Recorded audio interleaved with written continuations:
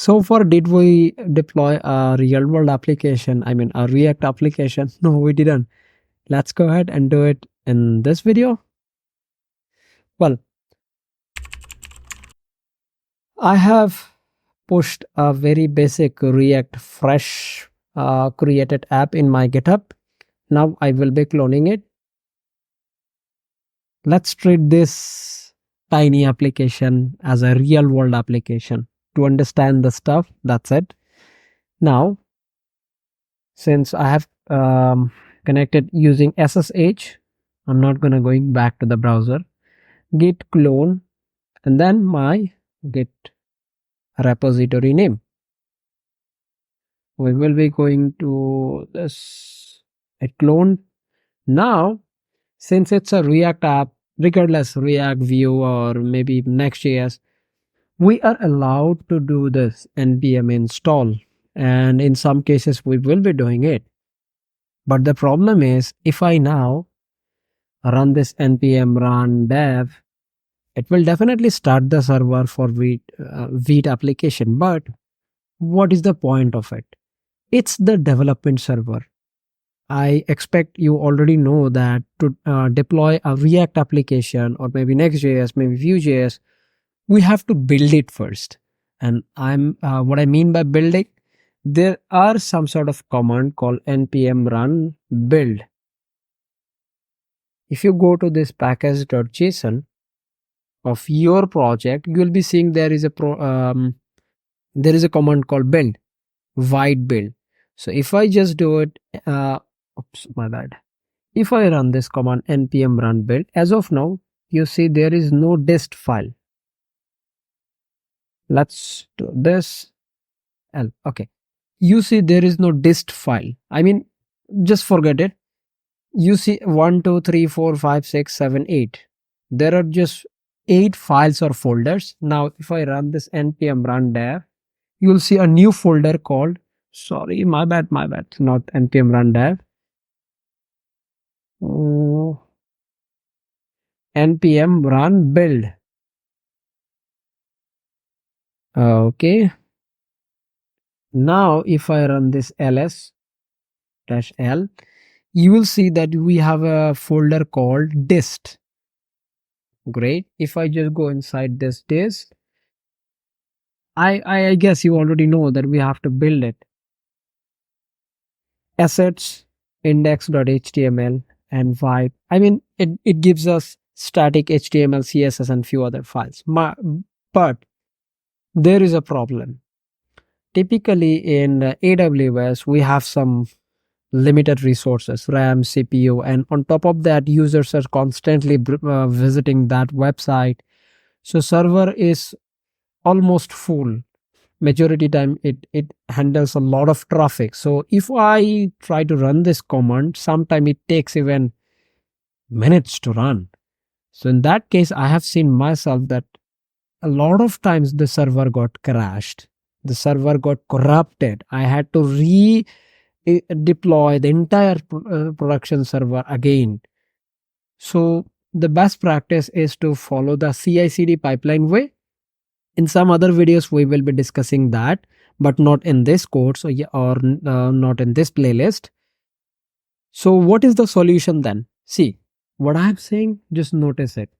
This particular command npm run build build,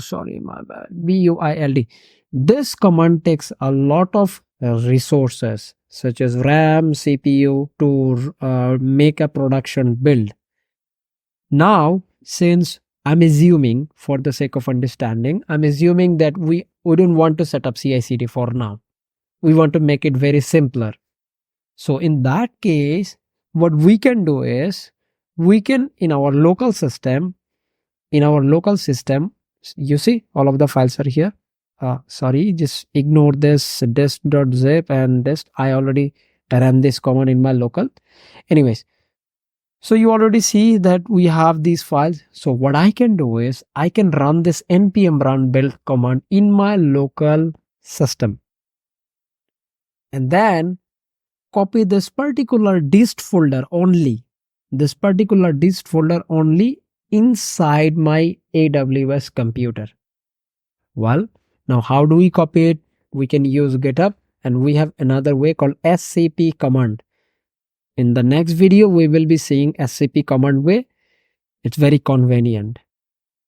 Probably you are getting lost that what you are trying to say. Well, let me first of all sum it up what I said.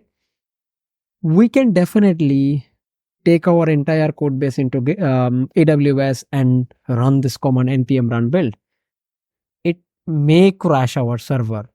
To prevent that risk, we will be running this command in our local system, and we will be copying the dist folder to our AWS, so that the server keeps running the way it was.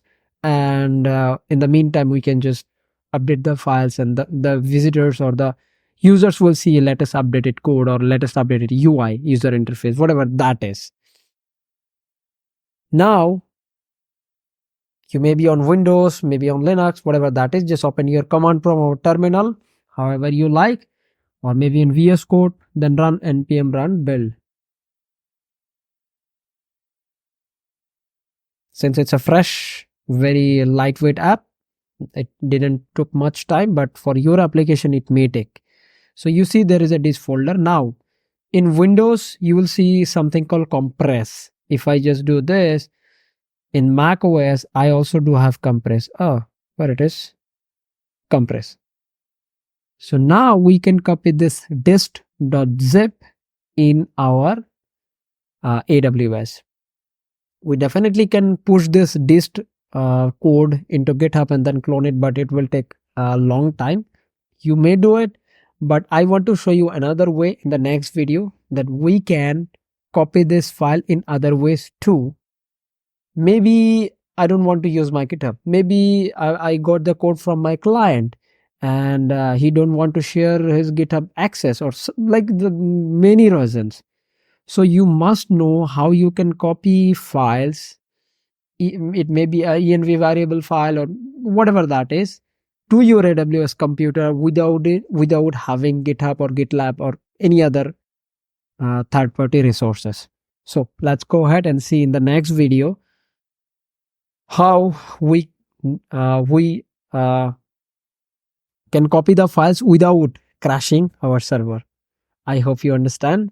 But still, if you get confused, the comment box are open. So make sure you do the comment, and I'll try my best to reply you back. Bye-bye.